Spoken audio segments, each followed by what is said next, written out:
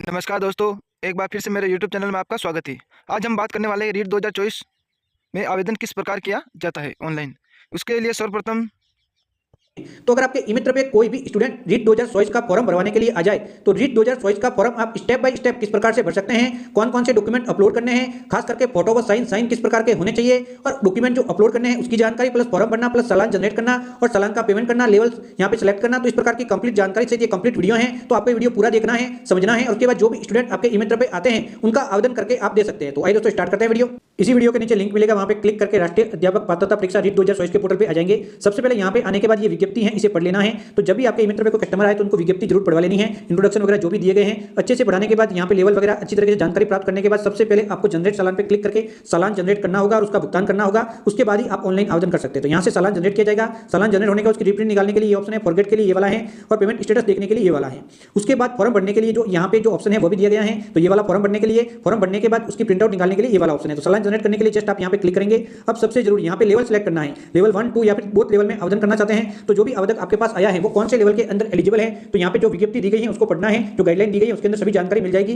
तो जिसके अंदर बोथ लेवल है तो बोथ, लेवल सेकंड के लिए आवेदन करना चाहता है तो सेकंड लेना है, लेवल फर्स्ट के लिए आवेदन करना चाहता है फर्स्ट लेना। यहाँ पे गलती करेंगे तो यहाँ पे गलत टोकन कट जाएगा और आपके पैसे ऐसे ही वेस्ट हो जाएगा। लेवल लेने के बाद 10वीं की अंक तालिका के अकॉर्डिंग अभ्यर्थी का नाम यानी कि कैंडिडेट का नाम, जिसका रीट का फॉर्म भरे, फिर फादर्स नेम, मदर्स नेम और उसके बाद डेट ऑफ बर्थ यहाँ पे लिखनी है। तो ये सभी जानकारी 10वीं की अंक तालिका के देख के आप अच्छे से भर सकते हैं। यहाँ पे कोई भी गलती नहीं करनी है, नाम वगैरह सही लिखने हैं बिल्कुल। उसके बाद यहाँ पे ईमेल आईडी दर्ज करनी है। उसके बाद यहाँ पे मोबाइल फोन नंबर और एक अन्य मोबाइल फोन नंबर डालेंगे, फिर ये कैप्चा कोड यहाँ पे डालेंगे।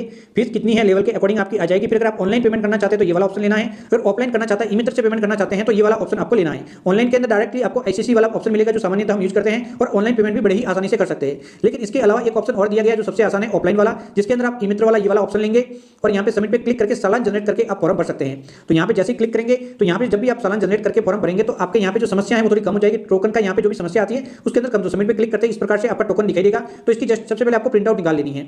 इसकी प्रिंट आउट निकालने के बाद टोकन को पेमेंट करने के लिए ई-मित्र पे लॉगिन हो जाना है। लॉगिन हो जाने के बाद आपके वॉलेट के अंदर पैसे देख लेने हैं कि टोकन जितने पैसे हैं या फिर नहीं। पैसे होने की दशा में यूटिलिटी टाइप सर्विस पे क्लिक करना है और उसके बाद यहाँ पे आपको रीट लिखना है। जैसे रीट लिखेंगे REET रीट, तो यहाँ पे BSER रीट एग्जाम फीस 2024 का जो चालान का ऑप्शन है वो आपको मिल जाएगा। इसे जस्ट आप सिलेक्ट करेंगे।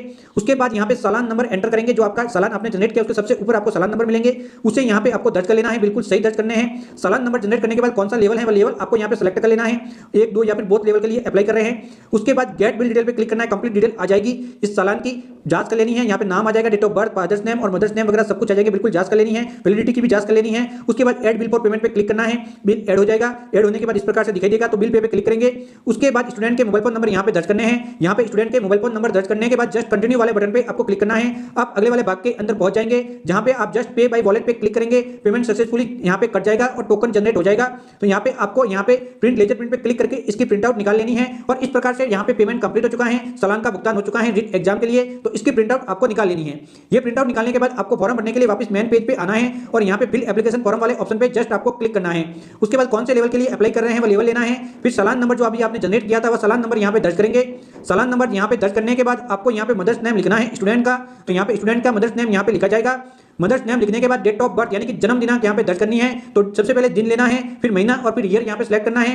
फिर ये कैप्चा कोड यहाँ पे दर्ज करने हैं और उसके बाद जस्ट नेक्स्ट वाले बटन पे क्लिक करना है, फॉर्म ओपन हो जाएगा। यहाँ पे ये सभी जानकारी आपको एक एक करके भरनी होगी, यहाँ पे दी गई है। तो सबसे पहले यहाँ पे सामान्य जानकारी, नाम, मदर्स नेम, यहाँ पे फादर्स नेम और यहाँ पे डेट ऑफ बर्थ आ जाएगी, यहाँ पे ईमेल आईडी आ जाएगी, मोबाइल फोन और अल्टरनेट मोबाइल फोन नंबर आ जाएंगे। उसके बाद आप जेंडर सेलेक्ट करेंगे, वैवाहिक स्थिति क्या है वह सिलेक्ट करेंगे, आधार कार्ड नंबर यहाँ पे दर्ज करेंगे स्टूडेंट के और उसके बाद आरक्षण की जो श्रेणी है ST SC OBC अनरिजर्व, यहाँ पे EWS जो भी कैटेगरी है स्टूडेंट की वह सिलेक्ट करेंगे। उसके बाद धर्म लेंगे। उसके बाद अगर कोई भूतपूर्व सैनिक है तो यस लेना है वरना फिर नो लेंगे। यहाँ पे क्या दिव्यांग है तो यस लेना है यहाँ पे वरना फिर नो लेंगे। राष्ट्रीयता आप यहाँ पे सिलेक्ट करेंगे, क्या आप राजस्थान के मूल निवासी हैं तो यहाँ लेना है वरना फिर नहीं। उसके बाद मूल निवास का राज्य कौन सा है वह सिलेक्ट करना है। उसके बाद मूल निवास का जिला कौन सा है वह यहाँ पे सिलेक्ट करना है।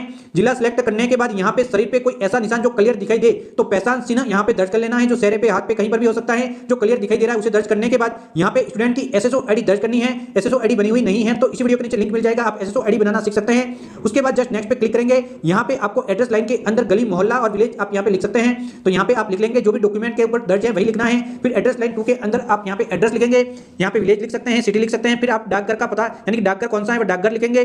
फिर यहाँ पे राज्य लेना है उसके बाद जिला कौन सा है वह जिला आप यहाँ पे सिलेक्ट करेंगे। यहाँ पे जिला लेने के बाद यहाँ पे पिन कोड लिखेंगे। पिन कोड लिखने के बाद जस्ट नेक्स्ट पे क्लिक करेंगे। अगले वाले वाक्य के अंदर क्वालिफिकेशन की डिटेल मांगी जाएगी। तो यहाँ पे सबसे पहले परीक्षा केंद्र कौन सा सिलेक्ट करना चाहते हैं, तो 2 जिलों का चयन करना है। तो सबसे पहले पहला जिला जो विजेता आप देना चाहते हैं उसे सिलेक्ट करेंगे और उसके बाद दूसरा जिला यहाँ पे सिलेक्ट करेंगे। उसके बाद शिक्षा के माध्यम के लिए भाषा लेनी है तो 2 लैंग्वेज का ऑप्शन है। तो फर्स्ट लैंग्वेज यहाँ पे स्टूडेंट से कंफर्म करके ले लेंगे कि कौन सी लैंग्वेज यहाँ पे लेनी है। तो यहाँ पे स्टूडेंट से कंफर्म करना है, जो आवेदक है जिसका, उससे कंफर्म करके दोनों लैंग्वेज सिलेक्ट करेंगे। उसके बाद शाखा भी यहाँ पे स्टूडेंट से ही कंफर्म करनी होगी आपको, तो वह कंफर्म करके यहाँ पे सिलेक्ट करेंगे। उसके बाद यहाँ पे विशेषज्ञता का जो क्षेत्र है वह यहाँ पे लेना है। तो ये सभी जानकारी जो यहाँ पे लैंग्वेज वगैरह स्टूडेंट ही आपको बता सकता है, आपको नहीं पता होती तो स्टूडेंट से कंफर्म करके आपको लेना है। फिर 10वीं का जो बोर्ड था, जिस बोर्ड से 10वीं एग्जाम क्लियर किया है, तो जैसे कि आरबीएससी अजमेर, बीएससी अजमेर, यहाँ पे 3 ऑप्शन दिए गए, जो भी आप ले लेंगे। उसके बाद कौन से ईयर के अंदर 10वीं पास की थी वो मार्कशीट के ऊपर लिखा हुआ होता है, सबसे ऊपर वहां से देख के लिखेंगे। फिर कितने में से नंबर थे वो यहाँ पे दर्ज करेंगे। वह नंबर दर्ज करने के बाद कितने नंबर प्राप्त हुए वह प्राप्तांक यहाँ पे दर्ज करने हैं, प्रतिशत अंक आ जाएंगे जिसकी जांच करेंगे। उसके बाद 12th क्लास की डिटेल भरेंगे यहाँ पे। तो 12th का सबसे पहले बोर्ड लेना है, फिर कौन से ईयर के अंदर 12th क्लियर की थी, फिर यहाँ पे मैक्सिमम मार्क पूर्णांक कितने थे और प्राप्तांक यानी कि ऑप्टन मार्क कितने थे, प्रतिशत अंक आ जाएंगे। उसके बाद स्नातक की डिटेल बननी है, तो यहाँ पे स्नातक की डिटेल भरेंगे, ग्रेजुएशन जो कंप्लीट हो रखा है। तो यहाँ पे दोस्तों देख सकते हैं, तो यहाँ पे आप सबसे पहले यूनिवर्सिटी सिलेक्ट करेंगे, कौन सी यूनिवर्सिटी है। उसके बाद उस यूनिवर्सिटी से कौन से ईयर के अंदर क्लियर किया था एग्जाम वो लेना है, फाइनल ईयर के। उसके बाद मैक्सिमम मार्क लेने हैं, फाइनल ईयर की मार्कशीट पे मिल जाएंगे आपको। फिर प्राप्तांक लेने हैं, वो भी फाइनल ईयर की मार्कशीट से ही आपको लेने हैं, प्रतिशत अंक अपने आप आ जाएंगे। उसके बाद पोस्ट ग्रेजुएशन यानी कि पोस्ट ग्रेजुएशन जिसका कंप्लीट हो रखा है उसको ही ये ऑप्शन लेना है। तो यहाँ पे पोस्ट ग्रेजुएशन की डिटेल आप भरेंगे। उसके बाद आपको आगे बढ़ना है, पोस्ट ग्रेजुएशन नहीं कर रखा तो उसको ऐसे ही छोड़ लेंगे। इसके अलावा यहाँ पे आपको बीएसटीसी अगर किसी ने कर रखा है तो ये वाला ऑप्शन है इक्वल टीचर्स, यहाँ पे दोस्तों देख सकते हैं। तो ये लेवल के अकॉर्डिंग है, तो जैसे कि कोई लेवल 1 के अंदर भर रहा है तो ये वाला फर्स्ट वाले ऑप्शन के अंदर डिटेल बननी ही होगी, 2 के अंदर कर रहा है तो सेकंड वाला।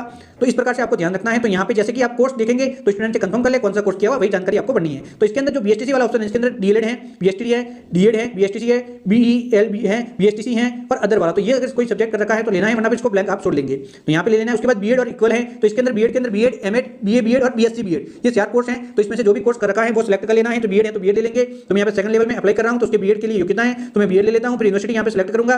उसके बाद पासिंग ईयर कौन सा था, यहाँ पे बीएड कब की थी वो मैं लिख लूंगा, ईयर, कितने में से नंबर थे, तो जो फाइनल मार्कशीट है उसके ऊपर मिलेंगे तो उसको यहाँ पे दर्ज कर लेना, मैक्सिमम मार्क कितने में से थे और कितने नंबर प्राप्त किए वो जस्ट आगे यहाँ पे दर्ज करेंगे, प्रतिशत अंक अपने आप आ जाएंगे, इस प्रकार से दिखाई देंगे।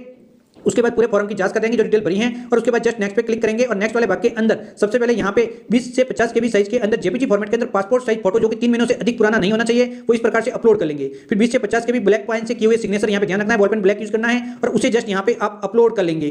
काले बॉल पेन से सिग्नेचर किए हुए अपलोड करने के बाद आधार कार्ड का फ्रंट साइज जो कि आपका मौजूद है तो वो यहाँ पे जस्ट पे क्लिक करके 50 से 100 केबी साइज के बीच में होना चाहिए, उसे जस्ट आप यहाँ पे अपलोड कर लेंगे, इस प्रकार से दिखाई देगा फ्रंट वाला भाग। उसके बाद जो सेकेंडरी सर्टिफिकेट है उसे जस्ट पे क्लिक करके या फिर जो मार्कशीट है सेकेंडरी की उसे जस्ट यहाँ पे अपलोड कर लेंगे। तो ये भी यहाँ पे देख सकते हैं 50 से 100 के भी साइज के बीच में इसकी साइज भी आपको रखनी है। सारे डॉक्यूमेंट फोटो सिग्नेचर अपलोड हो जाने के बाद एक बार फिर से जांच कर लेनी है और उसके बाद जस्ट नेक्स्ट वाले बटन पे क्लिक करना है।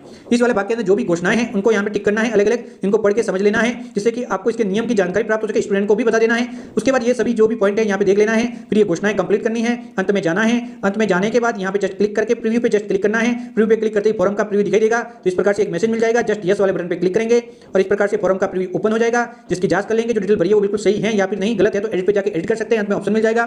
जांच करने के बाद जस्ट यहाँ पे जो भी है डिक्लेरेशन आप दे देंगे, इन सभी डिक्लेरेशन को आप यहाँ पे दे देना है। उसके बाद जस्ट कंफर्म वाले बटन पे क्लिक करना है। कंफर्म पे क्लिक करते ही आपका आवेदन सबमिट हो जाएगा। सबमिट होने के बाद इस प्रकार से दिखाई देगा, प्रिंट पे क्लिक करके प्रिंट आउट निकाल के स्टूडेंट को दे देंगे और इस प्रकार से आपका यहाँ पे रीट 2024 के फॉर्म भरने का प्रोसेस कंप्लीट हो जाएगा। तो इस प्रकार से फॉर्म। तो दोस्तों मेरा वीडियो आपको इंफॉर्मेटिव लगा होगा, मेरा वीडियो देखकर आपको संपूर्ण जानकारी मिल गई होगी। अपने दोस्तों के साथ ज़्यादा से ज़्यादा शेयर करें और अपने मित्रों के साथ भी ज़्यादा से ज़्यादा शेयर करें ताकि मेरा भी कॉन्फिडेंस बना रहे। धन्यवाद दोस्तों, एक बार फिर से मेरे यूट्यूब चैनल में आपका स्वागत है।